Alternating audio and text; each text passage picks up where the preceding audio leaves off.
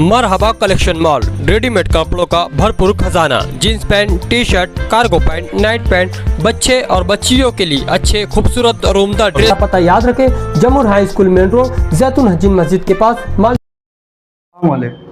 जैसा कि शहरियान को पता है कि किला तैराक ग्रुप आज बरसों से जो है बिला मुआवजा लोगों की खिदमत करता है।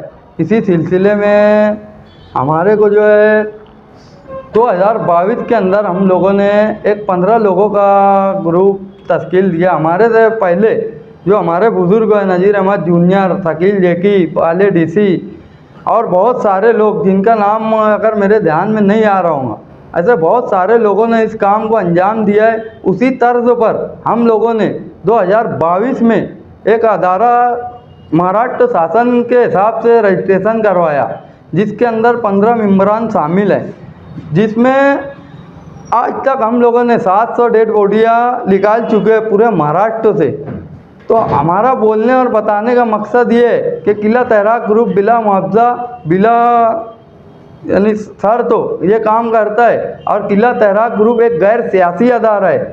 तो अभी माजी में नदी के अंदर एक मामला हुआ, एक बच्चा डूब गया, तो हमारे ऊपर जो है कारपोरेशन के अधिकारी कर्मचारियों ने जाकर वहाँ पर कंप्लेन कर दी कि ये लोग यहाँ पर आके दादागिरी कर रहे हैं, यहाँ पे आके ऐसा बोल रहे हैं कि यार अधिकारी कर्मचारी लोग को धमका के हम काम ले रहे, जबकि हम बिला मुआवजा काम करते।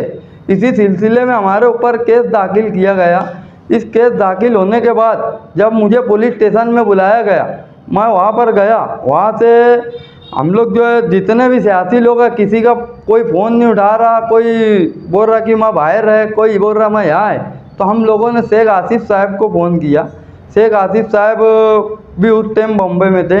वहाँ से उन्होंने फ़ोन किया, क्या हुआ, तो फिर वो ऑफिसर आया, बोले यार जाओ अब आगे से ऐसी गलती मत करना। वैसे करके जो है मामला ख़त्म हुआ। फिर उसके बाद किले के अंदर एक प्रोग्राम मीटिंग थी। मीटिंग के अंदर हमारे को दावतनामा आया, हम वहाँ पर पहुँच गए।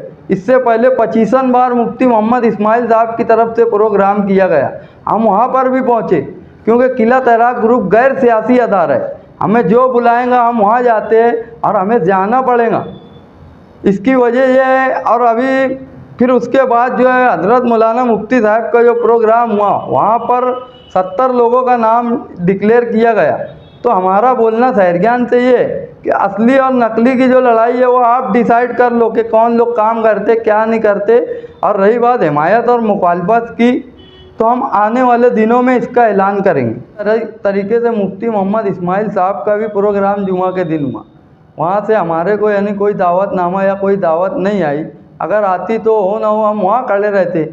हम हिमायत और मुखालफत का जो मामला है वो हम काम की बुनियाद पर 4 तारीख तक का हमारे पास टाइम है।